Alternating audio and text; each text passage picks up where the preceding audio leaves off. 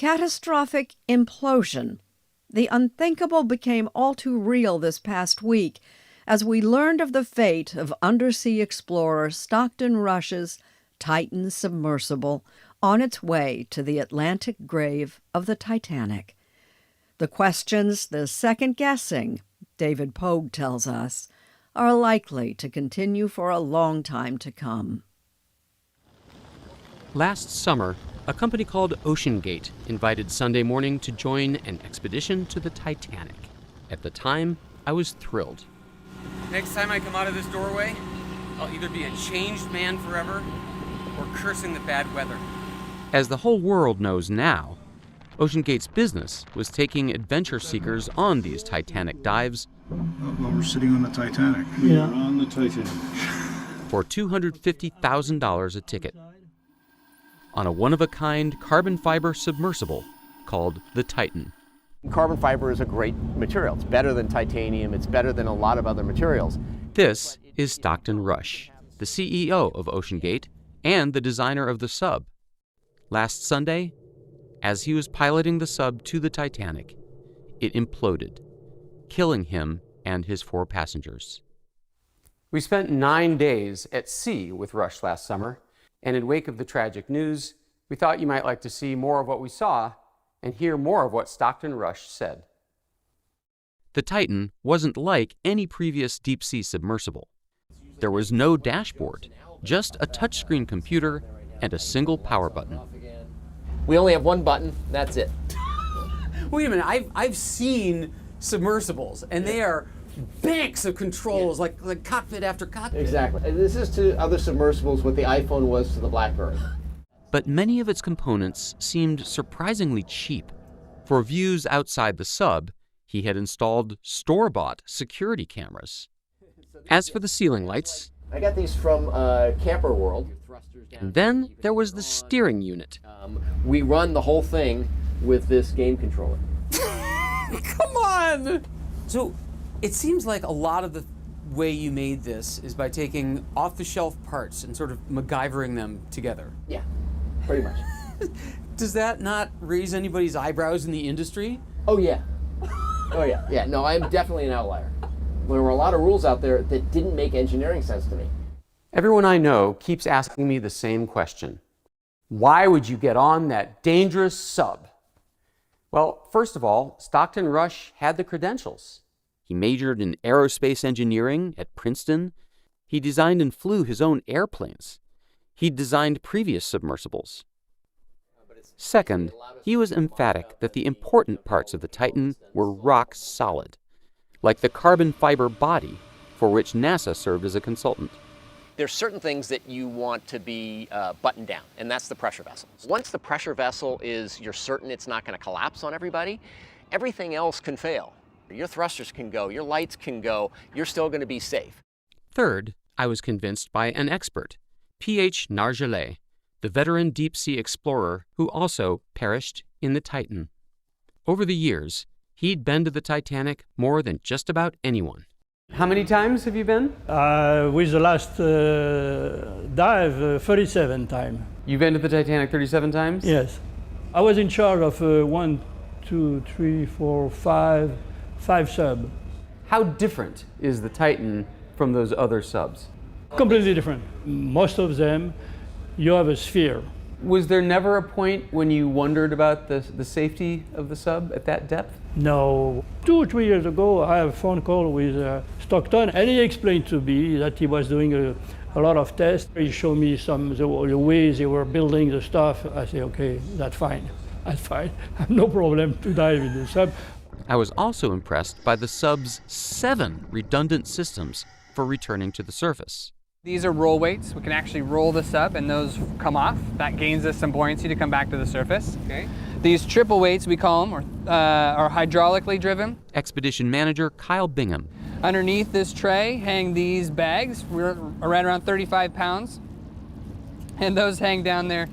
Typical dive will have 8 of them. We can also use our thrusters. We have enough power to thrust back up. And then under this last fairing here, we have our variable ballast tank or soft ballast. It's an air bladder that we use a big 10,000 PSI air tank that's under the tail to fill that up, fill it with air, and then it helps bring us to the surface. There were even sandbags that detach automatically after about 16 hours, even if everyone inside had passed out. Their connectors would dissolve in seawater. So you have a backup of a backup of a backup of a backup of a backup. Correct. All stations are reporting the dive is go. Please stand by.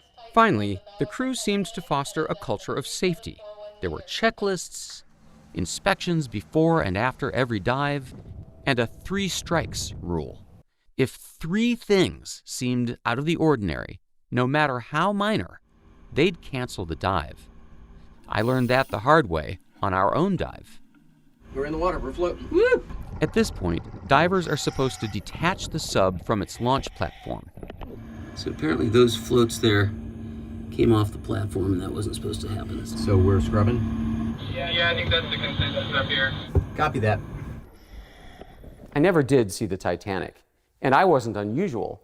In OceanGate's first 2 summers of Titanic operations, it spent a total of 50 days floating above the shipwreck site. But because of waves, bad weather, and malfunctions, the Titan actually made it to the Titanic only 12 times. But through it all, Stockton Rush defended his unconventional approach. I mean, anything when you're trying something outside the box, people inside the box think you're nuts. Same thing when Elon Musk was doing SpaceX. Inside the box, everything's scary. But as early as 2018, there was concern about the Titan's design. A former employee says that when he raised safety concerns, Rush fired him. That same year, a group of submersible engineers urged Rush to seek certification of the Titan by a safety agency. Rush declined, saying that regulation would stifle innovation. At some point, safety just is pure waste.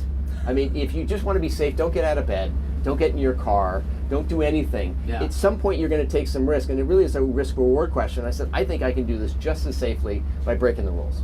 So, Captain McLaren, have you spent much time in submarines? David, my total time under the water, divorced from the outside atmosphere, is a little over 5 3/4 years. No kidding. Fact. Retired U.S. Navy submarine captain Alfred McLaren is not impressed by OceanGate's innovations. I mean, would you fly in an airplane that somebody excitedly tells you, well, it's going to be a lot cheaper because we found a new way of attaching the wings? Yeah, right.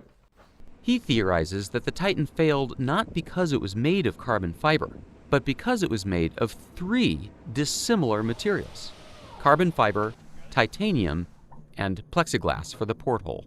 When you have different materials, different molecular structure, they have different coefficients of expansion and compression, and then you make repeated cycles in depth, of course you're going to work that seal loose. And that's why submarines don't run around with any portholes at all, come to think of it. It's a weak point. I think there's a great, almost surreal irony here, which is Titanic sank because the captain took it full steam into an ice field at night on a moonless night with very poor visibility, after he had been repeatedly warned by telegram, by Marconigram. In an interview with Anderson Cooper, filmmaker and veteran Titanic diver James Cameron pointed out a sad parallel between Stockton Rush and the captain of the Titanic. The arrogance and the hubris that sent that ship to its doom is exactly the same thing that sent those people in that sub to their fate. The world mourns the loss of Stockton Rush, P.H. Nargeolet, and their 3 passengers, British billionaire Hamish Harding, Pakistani businessman Shahzada Dawood, and his son Suleiman. Already, there's talk of restrictions and regulations and lawsuits. Will the OceanGate disaster mean fewer people going adventuring?